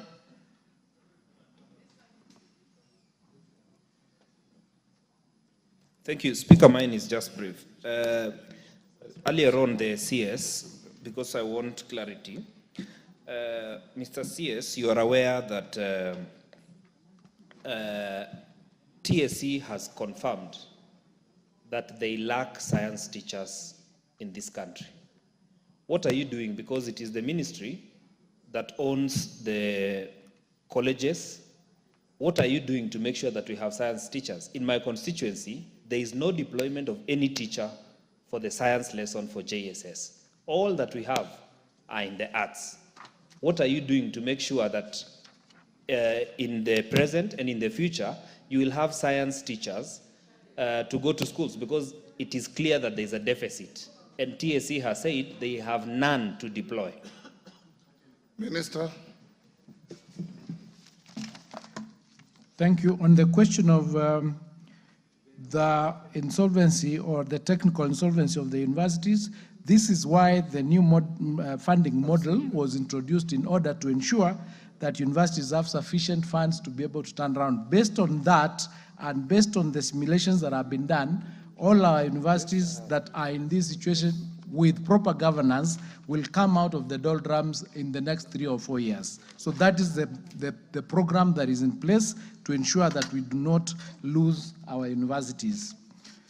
On the question of the university, the Commission of University Education and the Council, we are undertaking currently the amendments of the laws, including the Commission of University Education Act, to ensure that it is harmonized and it is aligned, to ensure that there is no contradiction on the duties and responsibility that the various organizations that deal with the various medical institutions or other educational institutions, including engineers, there is no conflict. We are working on the harmonization so that it is smoother and it will that be more effective on what it was initially intended to do. And Q is working with all the professional bodies to ensure that whatever issues that are of conflict within their mandates are aligned, and we have a body that is fit for purpose. On the issue of the science teachers that are lacking, we have started working with the semester to ensure that a number of teachers are employed, and there are a number of teachers that have not necessarily the whole of science, because I understood that what TSC was saying, for example, mathematics, they are not labeling maths as a science subject. So that we are working on that to see what does it really mean to say this is a science teacher. So those we are working with them to ensure that even as admissions are done, a lot of students, a lot of learners, a lot of graduates take the science courses vis-a-vis some of the what we could call where is the word going? There's a word I'm saying. There's going to be okay, I'll remember it. But we are doing something towards encouraging students to apply for more science courses and ensuring that we have some programs that we support them. For example, we want to come up with support in terms of resources so that if somebody is going to do science, is supported that much more than somebody who's going to do art, so that we can get much more students coming in to do science. Affirmative action, yes. Thank you. It's been quite long. Yes, Robert Mbui, the very last. Thank you, Mr. Speaker, for your indulgence, and I first want to apologize for having come after the minister to ask this question. Mr. Speaker, I rise to ask question number 16 of this year to the CS. First and foremost, can the CS provide an update on the status of preparedness by his ministry to the transition of grade 8 learners to grade 9, which is happening at the end of this year. Mr. Speaker, the second one is, could the minister provide a report on the number of classrooms planned to be constructed and the number of classrooms that have already been constructed in readiness for January 2025? Number 3, could the minister outline the plans put in place by his ministry to ensure seamless transition of the learners from grade 8 to grade 9?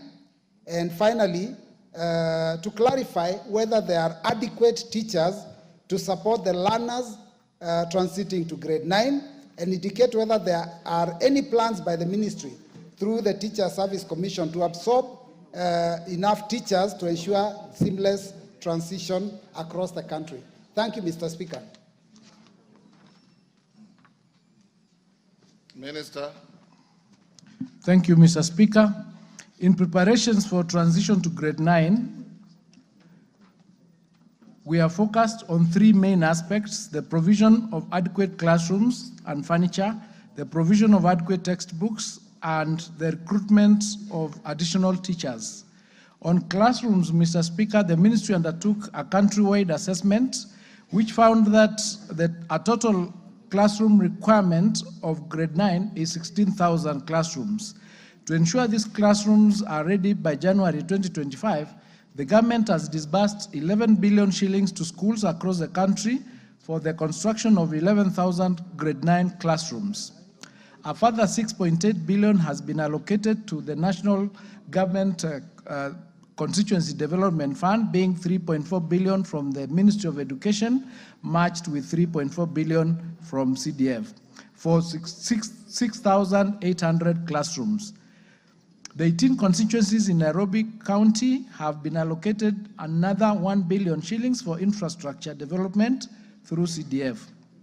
Mr. Speaker, we take the opportunity to thank the members for the work they are doing in their respective constituencies in constructing the classrooms, and we really value that support and partnership.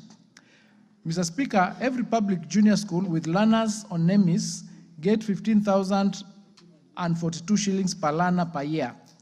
There is a vote on the repairs and improvement of school infrastructure, which is currently 4,000 per learner per year.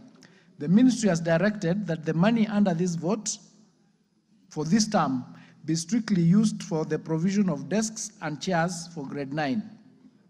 On the issue of teachers, the Teacher Service Commission, through a multi-agency approach, has trained 60,642 junior school teachers. The teachers will undergo further retooling in November and December to prepare them for grade 9. During the same period, the 19,960 junior school head teachers will be retooled. The Commission, in collaboration with the Center for Mathematics, Science and Technology Education, Africa, has provided specialized tailor-made retooling programs for 7,700 teachers integrated in science and mathematics.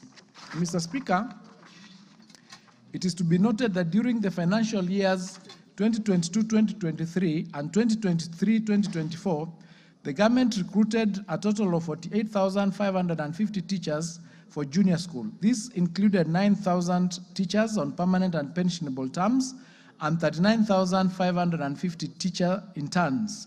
In addition, the government deployed 8,378 qualified primary school teachers to junior school, increasing the current number of junior school teachers to 56,367. Following the allocation of budget, the government has converted the 46,000 intern teachers to permanent and pensionable terms beginning January 2025. The Teacher Service Commission is now recruiting an additional 20,000 intern teachers who will be at work by January 2025. Mr. Speaker, on textbooks, the ministry, through the Kenya Institute of Curriculum Development, began countywide distribution of books on 23rd of October 2024. The books are being distributed at the ratio of 1 book per learner per subject in every learning area. The distribution will be completed at the time of start of term 1 in January 2025. Mr. Speaker, a total of 16,000 classrooms are required for grade 9. However, the government has provided resources for construction of a total of 17,800 classrooms, that being the Ministry of Education is directly responsible for 11,000 classrooms, while the CDF is working on another 6,800 classrooms. Out of the 11,000 classrooms, Mr. Speaker, that are funded by the ministry, a total of 5,052 classrooms across the country have already been completed and handed over. The remaining 5,948 classrooms are at various stages of completion and will be ready by December 2024. It's expected, Mr. Speaker, that the construction of 6,800 classrooms being done by CDF will also be completed by 2024 December. The ministry has taken the following measures to ensure that the grade 9 classrooms are completed before the start of 2025 academic year. One, there are strict timelines that were provided for the construction to ensure completion by December 2024. Two, the procurement process was undertaken at the school level so that they can manage and own the process and the progress of the construction. And number three, the monitoring of the construction sites has been ongoing to ensure timely completion of the projects. Field officers provide weekly updates to the ministry on the progress of the construction, and any challenges that they face are immediately escalated. Mr. Speaker, the ministry has taken the following measures to ensure seamless transition of learners from grade 8 to grade 9. One, there is provision of adequate infrastructure and furniture by building the necessary classrooms in time and directing the acquisition of furniture from the capitation provided to schools. Two, providing resources for the construction of the 46,000, for the confirmation of 46,000 teachers to permanent and pensionable terms and for the employment of an additional 20,000.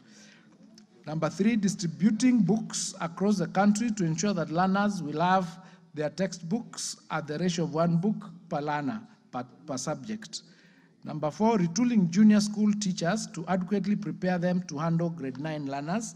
And number five, the ministry will ensure timely disbursement of capitation to support junior school operations. Mr. Speaker, as earlier indicated, public junior school has been served with 56,367 teachers, comprising 9,000 teachers on permanent and pensionable terms, 9,550 intern teachers, and 8,378 qualified primary school teachers who are deployed to junior school. The government has converted the terms of the intern teachers to permanent and pensionable to be effective in January 2025.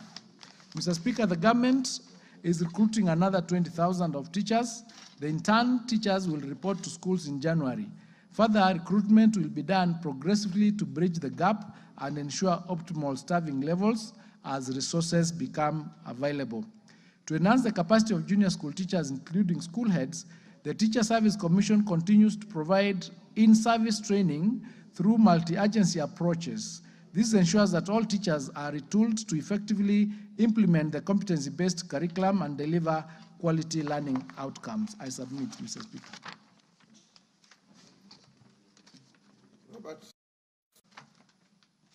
Yeah, thank you, Mr. Speaker, for this opportunity. Mr. Speaker, allow me to first inform the CS that members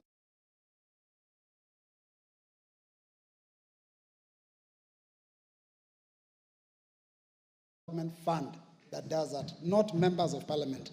But Mr. Speaker, numbers don't lie. The CS has clearly indicated that there is a total of about 16,000 classrooms that are going to be built for purposes of junior secondary school.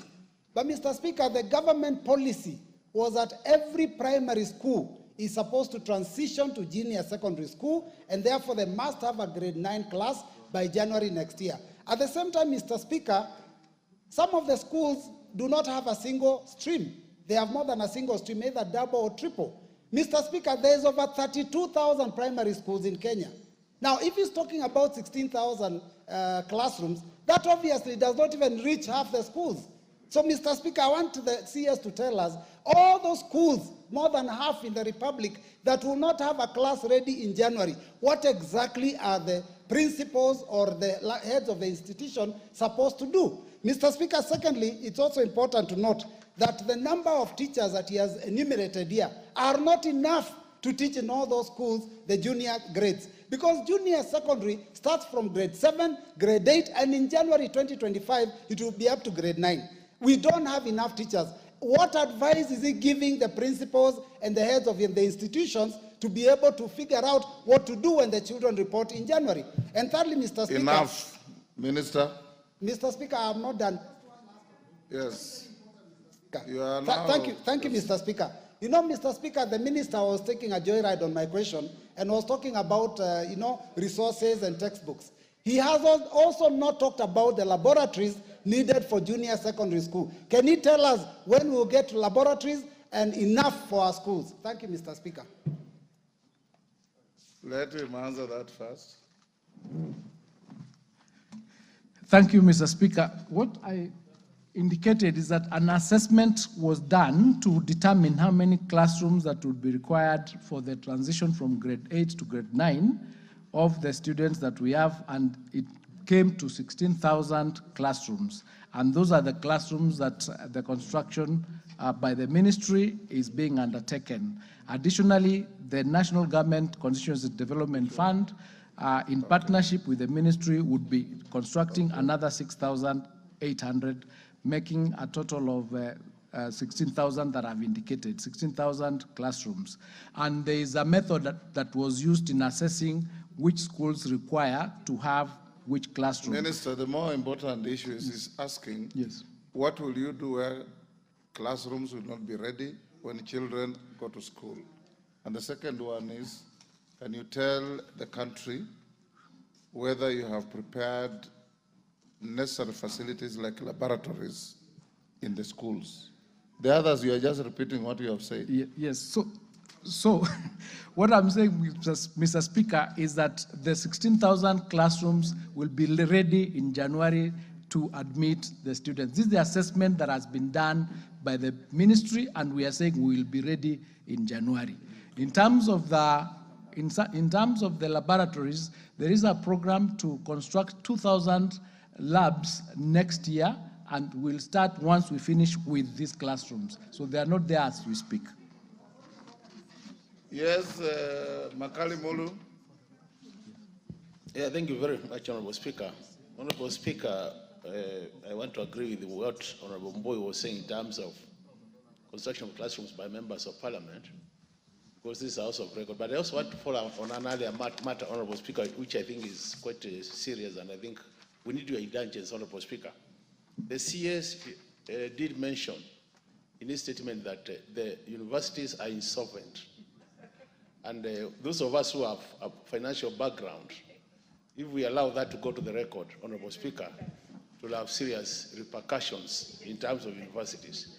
I want to plead with you, Honorable Speaker, if it's possible, that we allow the CS to retain technical insolvency other than saying, confirming that the universities are insolvent, because that could have a serious, Minister, are they implication. technical insolvent or insolvent? Technical insolvent, Mr. Speaker. So the words actually insolvent are expunged. They are expunged. Thank you. Thank you, Mr. Speaker. Order, honorable members. Order. Order, honorable members. Order.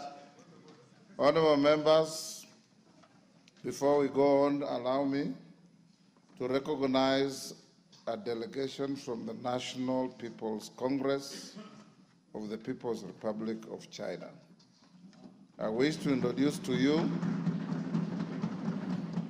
a delegation comprising members of the Foreign Affairs Committee of the National People's Congress of the People's Republic of China, seated in the Speaker's row. They are Professor Hao Ping, member of the Standing Committee of the National People's Congress, Vice Chairman of Foreign Affairs Committee, and leader of the delegation. Mr. Ma Yiming, a member of the delegation. Mr. Zhang Li, a member.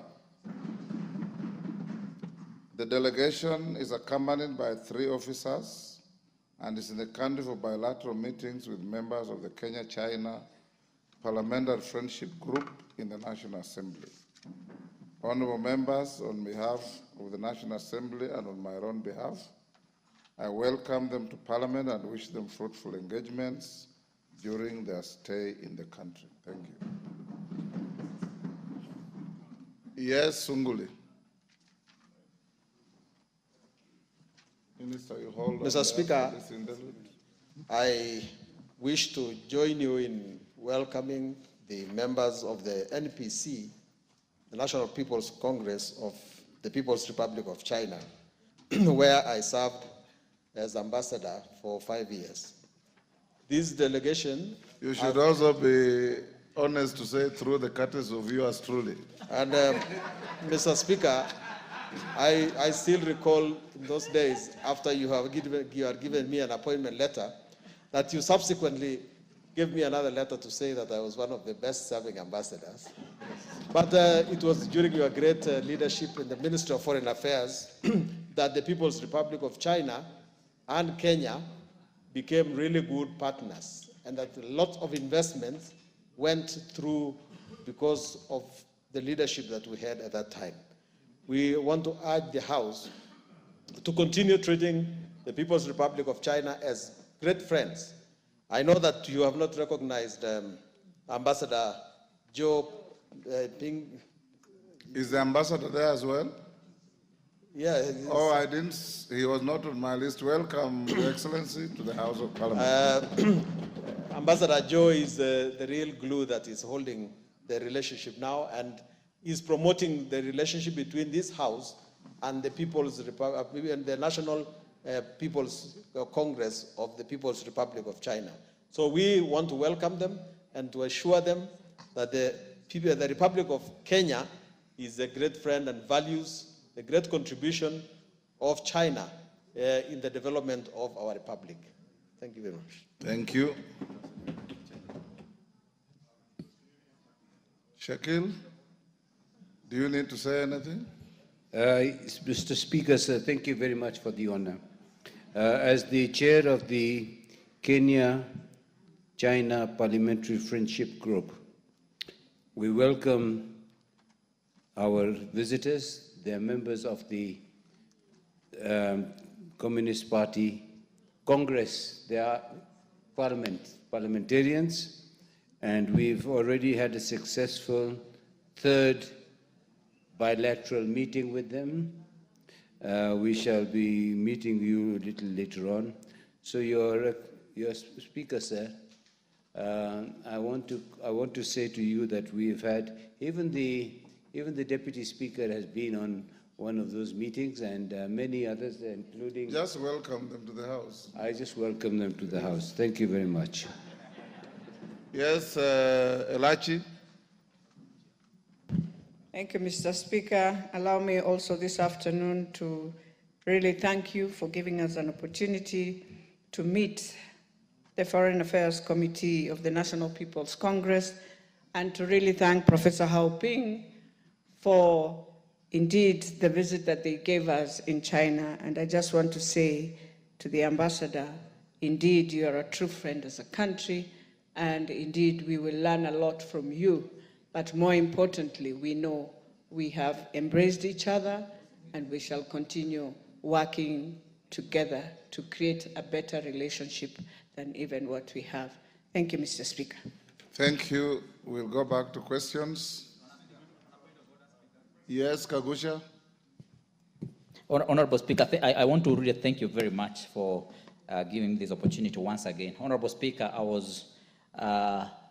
you asked me and requested me to table evidence on the many issues that I raised here. Honorable Speaker, hand over the documents to the clerk. Honorable Speaker, I wanted to be on record. Hold on there. Hand over the documents to the clerk. He has already told me that he needs to verify. So having documents and proving your case are two different things. Give to the clerk, then tomorrow I'll rule on their admissibility. Not tomorrow, on Monday afternoon. If they are found to be authentic, I'll allow them on record. If not, I'll expunge them and make the necessary punishment on the person who has brought them. Honorable Speaker, just on the same, as I table them, I realize that the minister did not in any way answer the issues which I raised, even those which did not need documentation and evidence. Once I verify, we can summon him anytime. So give them to the clerk, then they will authenticate the documents, and I will... Honorable members, we have the Minister for Agriculture waiting to take the floor. I want us to stop here with education and bring in the Minister for Agriculture. It's only fair.